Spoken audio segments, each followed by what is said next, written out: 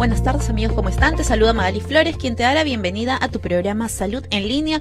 Hoy, como todos los lunes, miércoles y viernes, te llevamos temas importantes para el cuidado de tu salud y el cuidado de todos en casa. Hoy vamos a conversar sobre los mitos y verdades de la alimentación durante las personas que están pasando el cáncer. Realmente hay tratamientos, hoy en día uno revisa en internet y se encuentra con cada sorpresa. Y no todo es cierto, sabemos que para eso están los especialistas, para que nos den una mejor orientación. Por eso el día de hoy vamos a conversar con nuestro amigo el magíster Edgardo Palma, él es secretario científico del Consejo Nacional del Colegio de Nutricionistas del Perú, coordinador del 17 Congreso Confelanit, docente universitario y especialista en nutrición clínica. ¿Cómo estás, Edgardo? Mucho gusto tenerte acá. Gracias, Magali, feliz nuevamente estar acá contigo. Hoy día vamos a conversar, Edgardo, de la alimentación en el paciente con cáncer, básicamente mitos y verdades para que nos orientes un poquito, pero antes de empezar con la entrevista, quiero mencionarles a todas las personas que están conectadas que el día de hoy se hará un sorteo. Haremos un sorteo de 2 medias becas para el Congreso del Confelanit, muy importante para cualquier personal de salud, en especial para mis amigos nutricionistas. Si están conectados, hagan sus comentarios durante el programa y a las 3 de la tarde el equipo de producción va a pasar un banner mediante la página de Facebook con los nombres de los 2 ganadores o las 2 señoritas ganadoras o los 2 varones ganadores. Ahora sí, empezamos. Empecemos, Edgardo. Hoy en día uno revisa en internet y encuentra una variedad de tratamientos para pacientes con cáncer. Sin embargo, ¿cuál debería ser, en líneas generales, una alimentación adecuada, saludable para una persona que está cursando con esta enfermedad? Bien, es una pregunta muy común la que nos haces, definitivamente también la hacen los pacientes, y el tipo de tratamiento nutricional depende del estado del paciente. En primer lugar, depende también del tipo de tratamiento que recibe el paciente. Y depende también el tipo de cáncer que el paciente está siendo tratado. En líneas generales, lo que la evidencia nos muestra el día de hoy es que hay muchas oportunidades terapéuticas desde la dietética para poder apoyar a los pacientes con cáncer. En quimioterapia, aquellos pacientes que hayan culminado la quimioterapia o radioterapia, o sea, que estén en la etapa de recidiva, aquellos posoperados también, y aquellos que quieren prevenir una enfermedad como esta, que han sido de repente encontrados con en el caso de las mujeres, el VPH positivo o el Helicobacter pylori positivo, que ambos son factores de riesgo para hacer un cáncer posterior. Tú me mencionas la prevención en aquellas personas que de repente tienen factores de riesgos a diferencia de otras personas, el tratamiento durante la enfermedad y el tratamiento cuando ya pasó la quimioterapia, la radioterapia o pasó una cirugía. Muchas veces el paciente que ha pasado por un tratamiento de quimioterapia termina muy debilitado. Y esa es la pregunta de muchas personas. Buscan en internet y empiezan a revisar. Dentro de estas revisiones, una de las más comunes, no me van a dejar engañar aquellos que están chequeando el internet ahorita, es la famosa dieta alcalina. Así es. Entonces, ¿qué nos puedes decir al respecto para que nos aclares las dudas y realmente nos expliques cómo es que el cuerpo está y por qué esta dieta no necesariamente es la adecuada? Bueno, parte eso de un concepto equivocado, ¿no? El concepto de que la acidez favorece o es el origen del cáncer. Eso no es cierto, la acidez no origina cáncer, más bien la acidez podría ser resultado o consecuencia de alguna neoplasia, pero es una acidez en el tejido tumoral. O sea, el tejido tumoral, en el microambiente tumoral, el pH disminuye un poco, tampoco mucho, producto del metabolismo del tumor. Pero no es cierto que los pacientes con cáncer son personas que están acidificadas. Medimos a los pacientes con cáncer el pH de la sangre y el pH es muy similar con el que tenemos nosotros. No son personas que están viviendo con un pH menor al de 7.35, que es lo mínimo, digamos, que es de un pH saludable. No son gente que está en 6, en 4. Entonces, esa es una idea equivocada. La acidez no es el origen del cáncer, sino vendría a ser una consecuencia. Sin embargo, el pH de la sangre, digamos, la sangre es el resultado de la salud del cuerpo, en líneas generales. El pH de la sangre no es tan variable de manera crónica por la dieta. Así, uno consume muchos alimentos que tienen determinado pH el pH de la sangre puede cambiar a consecuencia del consumo de alimentos, pero en un corto tiempo se restablece un pH que es parte de la homeostasis del cuerpo. O sea, yo puedo consumir mucha carne, que obviamente acidifica el medio, pero esta acidificación es aguda y es pasajera. El cuerpo tiene que retornar a la homeostasis del pH, y eso sucede en la mayoría de personas, a menos que hablemos de una insuficiencia renal crónica o aguda. Hablando de suplementación, una de las cosas que uno siempre revisa en internet es la suplementación de vitamina C, que en algunos casos también se relaciona con la prevención de cáncer y con dentro de los tratamientos para pacientes con cáncer también hay el uso de esta vitamina. ¿Es útil, no es útil, bajo qué condiciones y en qué tipos de cáncer? Bueno, hay tratamientos y protocolos aún no estandarizados, que no los vas a encontrar en guías clínicas, en consensos de asociaciones prestigiosas como ASPEN, ESPEN, obviamente. Hay indicios de que la vitamina C favorece el metabolismo, favorece la regeneración de tejidos, favorece, y en pacientes con cáncer hemos visto que buenos niveles de vitamina C en sangre se relacionan con una mejor tolerancia del paciente al tratamiento de quimioterapia. Pacientes que tienen mejores niveles de esta vitamina toleran mejor el tratamiento, tienen menos episodios de náuseas, de vómitos, tienen mejor estabilidad, ¿no? Porque la quimioterapia es un tratamiento necesario a veces, pero también es muy desgastante, es muy lacerante, ¿no? Y también tiene efectos secundarios. El mismo tratamiento tiene efectos secundarios. Entonces la vitamina C es una vitamina útil que debemos consumirlo en la dieta diaria, y no es la única, ¿no? La vitamina D también hoy se perfila como un gran inmunomodulador, y los estudios nos muestran que las poblaciones que son más carentes de vitamina D normalmente tienen más enfermedades crónicas, no solamente cáncer, también síndrome metabólico, diabetes tipo 2, y hay una relación poblacional, o sea que ya nos va dando algunas luces como las vitaminas y su presencia en nuestro cuerpo nos predisponen también a desarrollar cierto tipo de enfermedades. Sin lugar a dudas, las vitaminas juegan un rol importantísimo dentro de la protección de las enfermedades, el evitar que tú tengas alguna enfermedad. Entonces, el tema de estar hablando de vitamina D, que hoy en día es nuevo. Antiguamente la vitamina D se decía que solamente se absorbe del sol, o solamente para el crecimiento, ¿no? Para evitar raquitismo, ¿no? Y ahí quedaba. No, hoy su rol inmunológico es realmente impresionante, y hay muchísimos publicados, vitamina D y la inmunología. ¿Tú sabías que la vitamina D los niveles son menores en nuestro cuerpo en etapas de invierno, otoño, porque no hay sol? No hay sol, y la principal vitamina D proviene del rayo solar. Entonces ahí también muchas poblaciones que no están cercanas al sol o que no son expuestas al sol también tienen enfermedades relacionadas a la carencia de vitamina D. Por eso que hoy en día ya uno empieza a ver vitamina D en suplementación. Entonces, pero ahí hay que tener un poco de cuidado, porque la vitamina D, a diferencia de la C, sí podría ser tóxica, claro, en niveles elevados. Para eso siempre la visita con el especialista, que es la persona adecuada para poder prescribirte. No es que te apareces en la farmacia y vas y compras tus suplementos. Retomando los temas, otro de los mitos típicos es el abuso de las proteínas, ¿no? Muchos pacientes con cáncer, o familiares, mejor dicho, son muy restrictivos en el caso de las proteínas. ¿Es real? ¿Se restringen? ¿No se restringen? ¿Se pueden consumir carnes rojas o no se pueden consumir carnes rojas? Las proteínas son importantes en el paciente con cáncer y en general todo paciente estresado, con un estrés catabólico como este. Y hay un requerimiento que más o menos es incrementado de acuerdo al promedio de personas. O sea, sí, el paciente con cáncer requiere un tanto más de proteínas debido a su estado, ¿no? Lo que sucede es que a veces caemos en el exceso, y el exceso de proteínas sí podría ser un problema desde el punto de vista del metabolismo, porque el desecho proteico también es nocivo, ¿no es cierto? Y por otro lado, no es fácil también consumir una buena cantidad de proteína, Magali, tú también lo sabes. Si decimos que el requerimiento promedio de una persona es 1 gramo por kilo de peso, o 0,8,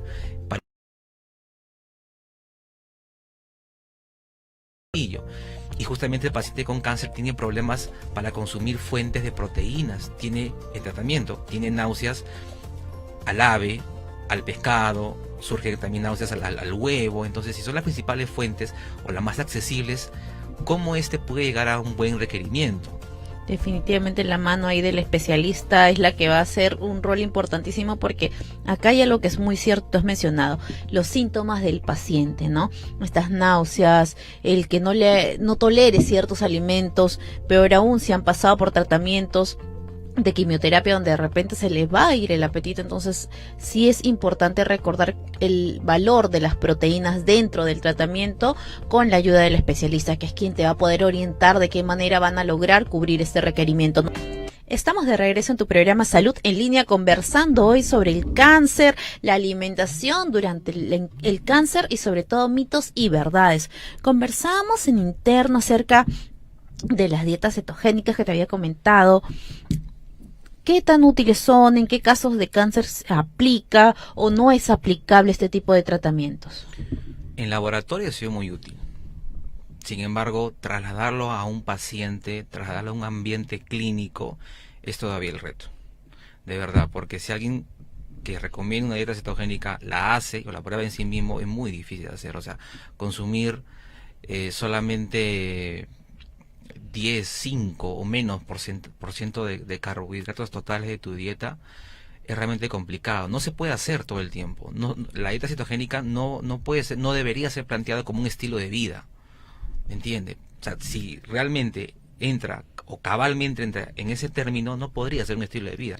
No es sostenible. Claro, entiendo que no puede ser un estilo de vida, pero puede ser un tratamiento en un tiempo específico para solucionar un cuadro agudo. Hay investigaciones que nos muestran que cuando los tumores son expuestos a un ambiente hipoglúcido, responden mejor al tratamiento de la quimioterapia. O sea, una exposición pobre a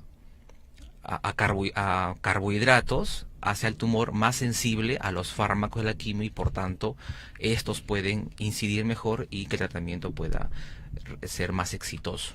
Pero el tema, repito, el tema es en las personas. Entonces se podría plantear más bien dietas libres de azúcares simples, restringidas en carbohidratos, hablamos de un 40% aproximadamente, con grasas buenas y proteínas en una cantidad también idónea, ¿no? Pero la cetogénica, repito, en laboratorio ha resultado, ha tenido éxito, pero en el paciente es todavía donde tenemos ahí mucho que trabajar.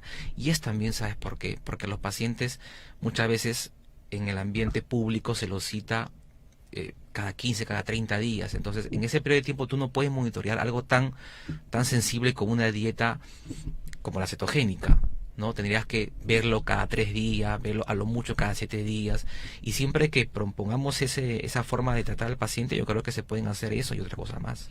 Qué interesante el tema que acabas de mencionar, la frecuencia de visita del especialista, en este caso el nutricionista, con el paciente bajo estas condiciones dietarias, ¿no? Porque realmente estamos hablando de una dieta difícil de mantener, como tú bien mencionas. Es poco probable que un paciente, en general una persona que no necesariamente tenga un tema de cáncer, sostenga una dieta cetogénica. Es bien complicado.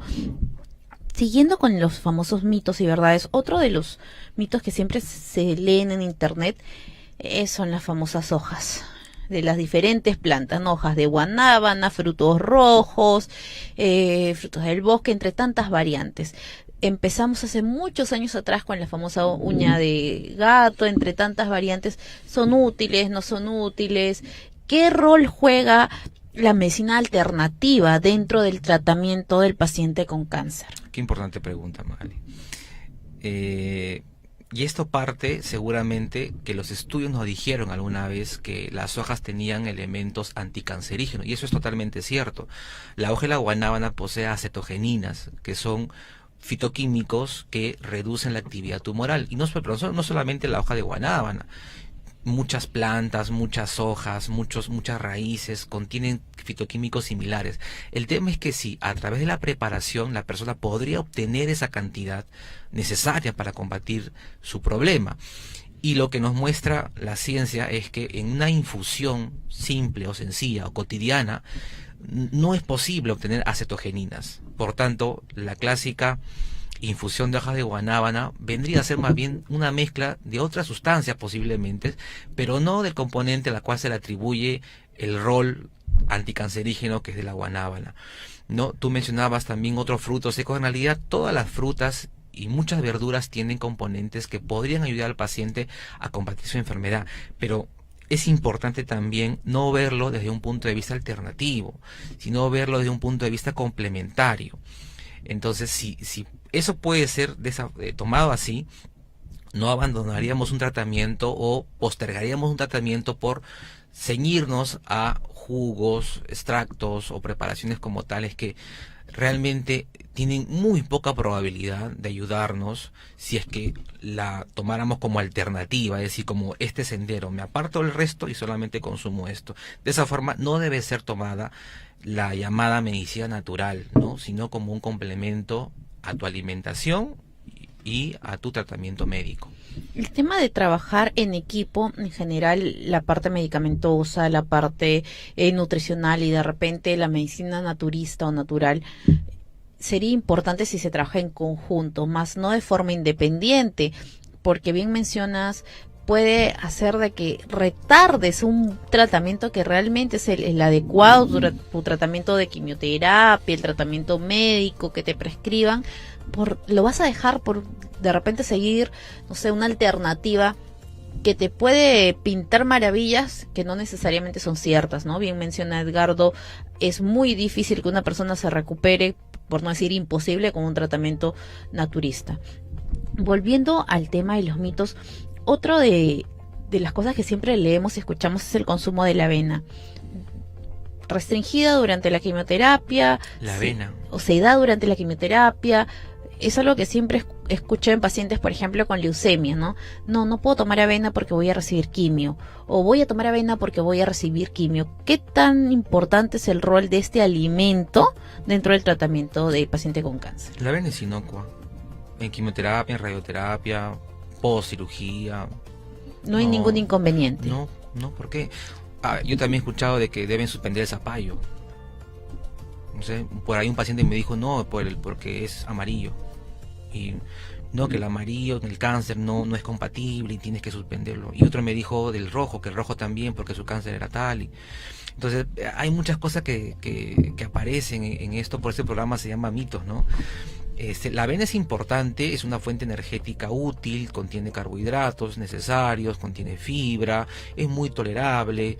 Entonces, yo en lo personal sí lo recomiendo a los pacientes con cáncer. Además es accesible, ¿ves? O sea, de fácil consumo. Claro, entonces si los pacientes con cáncer no todos tienen el acceso a consumir productos, digamos, que son más caros que otros, la avena es una opción sana, ¿no? Bien cocida, ¿no? O sea, no veo motivo para hay ningún evitarla. problema para evitarla. Mucho menos en la quimioterapia, ¿no? No la encuentro. Realmente, si de repente la persona, que alguien que está en línea nos comenta qué es lo que ha escuchado acerca de la avena y la compatibilidad en la leucemia, por ejemplo, de repente podríamos dar una explicación, ¿no? En base a una ruta bioquímica o química y poder plantear alguna posibilidad, ¿no? Claro, porque al final es un carbohidrato complejo, no estamos hablando de un carbohidrato simple. Justamente el tema azúcar. Hoy en día ya los estudios revelan que pacientes o personas con sobrepeso, obesidad, tienen incidencia a tener cáncer a futuro. Sí. Que el tema del azúcar dentro de el tratamiento de un paciente oncológico es restringida. Estamos hablando de azúcar simple, carbohidratos simples. Debe ser restringida en general. Efectivamente, el azúcar ha sido relacionada no tanto con el cáncer de manera científica, sino con el sobrepeso y la obesidad. Y a través de sí puede elevar el riesgo a tener cáncer. Se puede consumir azúcar de repente en algún momento de manera pues esporádica, pero el paciente con cáncer sí debe cambiar su forma de alimentarse, debería sí de evitar muchos alimentos azucarados, golosinas, alimentos procesados, ultraprocesados, sí debería evitarlo como parte de un estilo de vida sano, y no solamente el paciente con cáncer, sino muchos de nosotros. Pero tú sabes que si hablamos de azúcar, también podríamos hablar de los tipos de azúcares, ¿no? En realidad no se puede vivir sin fuentes de azúcares, hablando en general, ¿no? O sea, sin carbohidratos, porque los encuentras en muchos alimentos, es imposible vivir. Pero el azúcar refinada sí deberíamos restringir tanto como podamos. Entonces las dietas cero carbos no aplican, pero para nada, en ningún tipo de paciente. Tampoco es sostenible, como decía, ¿no? Pero sí una dieta con carbohidratos en su justa medida, en las porciones adecuadas y de una fuente apropiada. Otra de las cosas que mencionan, en algún momento lo he escuchado con algún especialista, es el consumo de frutas en el paciente oncológico. Pueden consumir todo tipo de frutas. ¿Hay algún tipo de ellas que estén restringidas o que se deban monitorear? Al respecto también hay una tendencia a consumir las frutas cocidas de repente, ¿no? En quimioterapia, y eso pasa porque la quimioterapia produce muchas veces neutropenia, ¿no? Disminución de neutrófilos en sangre, y eso predispone al paciente a coger cualquier infección del medio ambiente. Entonces, como las frutas y verduras en teoría se consumirían crudas, podrían tener algún microbio, alguna colonia de bacterias que podrían afectar, y de ahí parte la recomendación de cocer todas las frutas, pero hay que tener cuidado. Tampoco es cocer tanto como para eliminar nutrientes de las frutas y las verduras, ¿no? Es de repente un blanqueado, o con técnicas que ablanden el tratamiento, o con técnicas que desinfecten pero que no destruyan el alimento como tal. Pero en general las frutas sí deben ser consumidas por los pacientes con cáncer de manera preventiva, y durante la quimioterapia sí puede ser consumida. Lo que sí sugerimos es que, de acuerdo a los síntomas del paciente, sugerimos evitar algunas frutas que tengan mucha fibra insoluble, como la celulosa, porque estas, tú sabes que tienen un vaciamiento gástrico más lento. Entonces ellos muchas veces se embalonan por los síntomas. La quimioterapia reduce el tránsito intestinal, provoca estreñimiento, en algunos provoca lo contrario, provoca diarrea.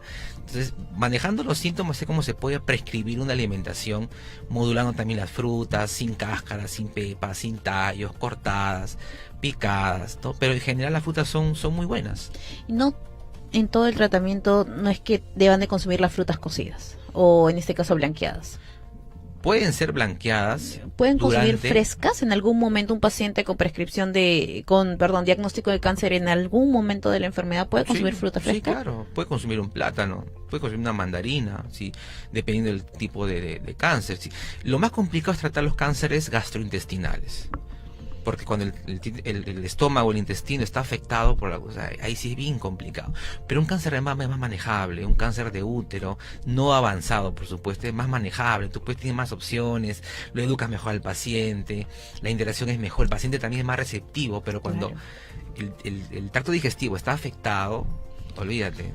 Es que es complejo, muy imagínate, sí. Tiene el tracto digestivo dañado, es complicado hasta hacerle llegar el alimento, que este mismo se introduzca. Ahora, dentro del tratamiento del paciente con cáncer, el tema del soporte nutricional, la suplementación, pacientes con NPT, o sea, ¿en qué casos y por cuánto tiempo se puede sostener un tipo de tratamiento de esta manera? Igual, depende del tratamiento. Por ejemplo, los pacientes que vayan a ser operados, no sé, pues un tumor de boca, un tumor de esófago, dependiendo de cómo el paciente, la situación actual del paciente, la inmunonutrición nos muestra que hay oportunidades para preparar al paciente y que éste responda mejor a la cirugía y luego a la recuperación del mismo.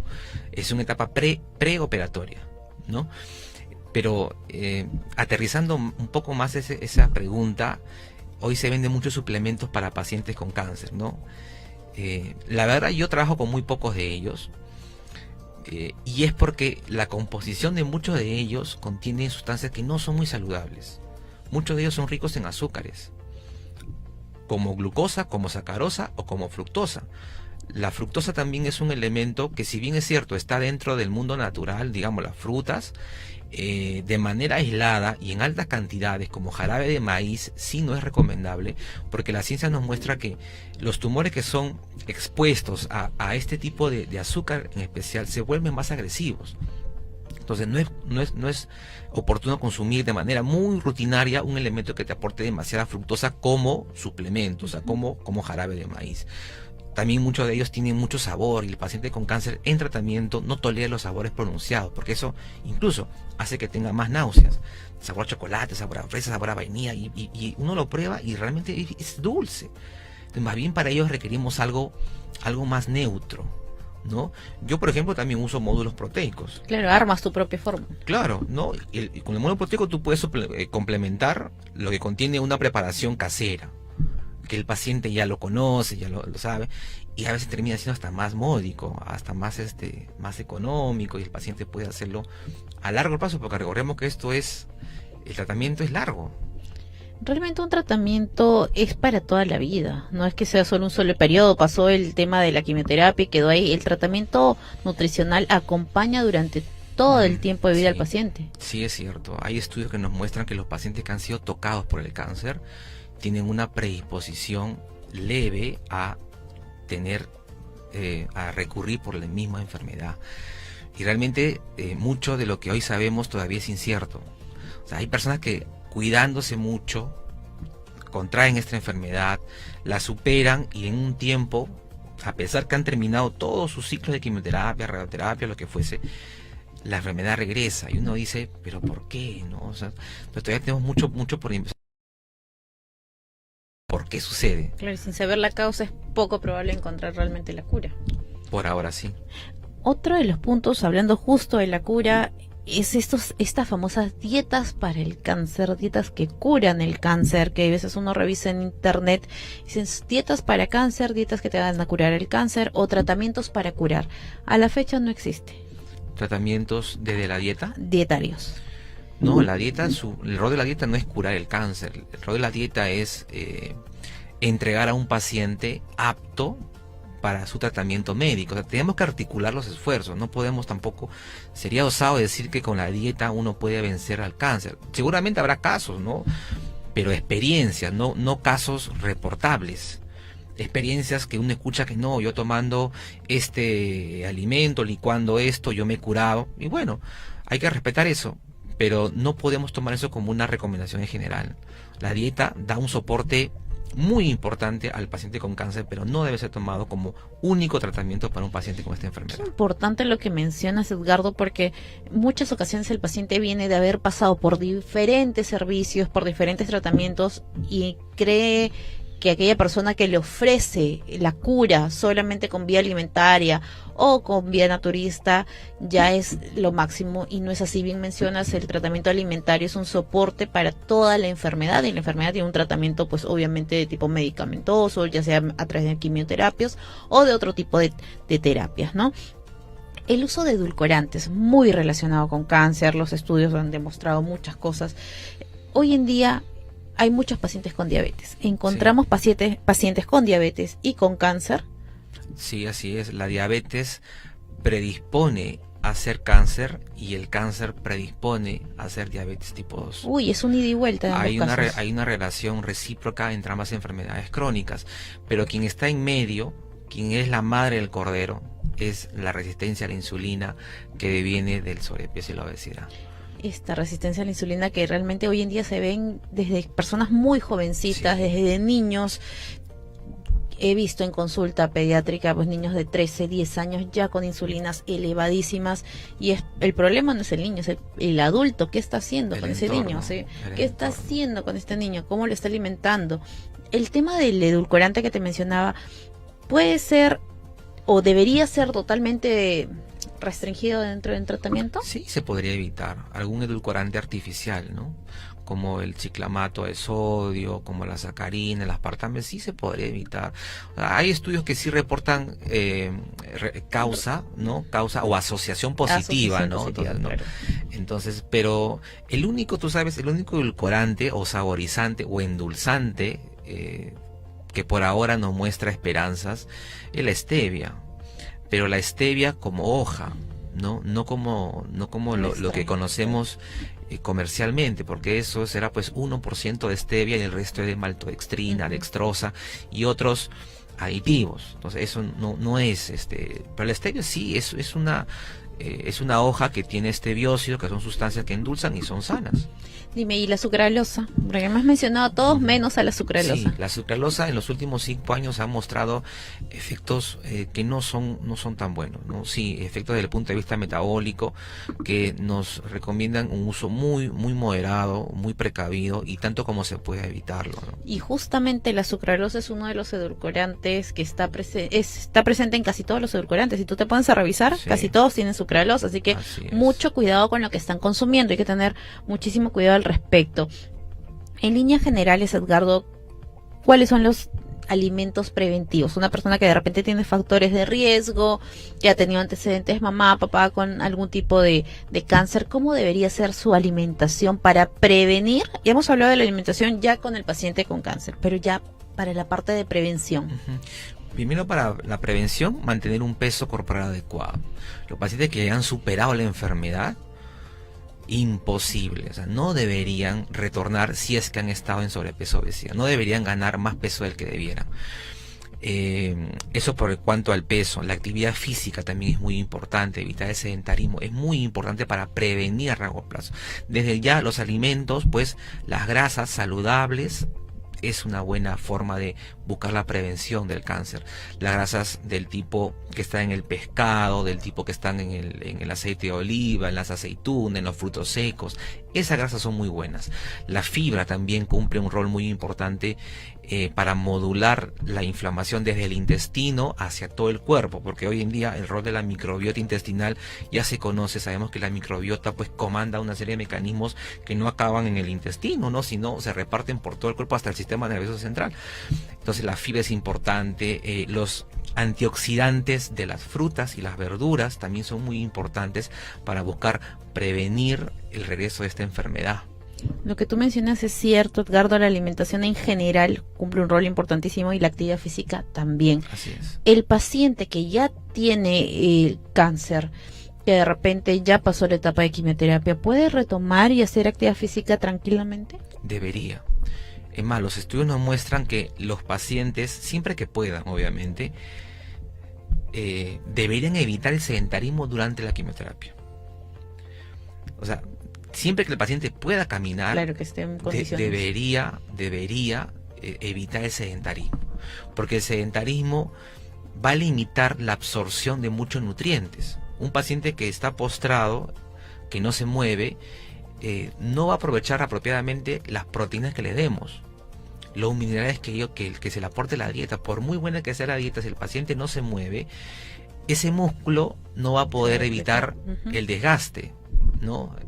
Entonces es importante que el paciente en tratamiento y luego de evite el sedentarismo y haga una actividad física tanto como sea posible.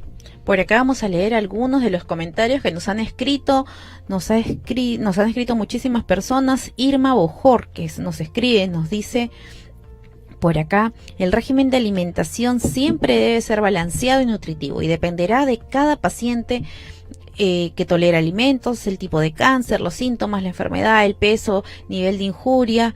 La prescripción de la dieta depende de cada paciente en general. Eso es muy cierto, claro, ¿verdad? Sí, el tratamiento siempre es individualizado. Debemos de evitar el copiar dietas, peor aún en una enfermedad tan compleja como el cáncer.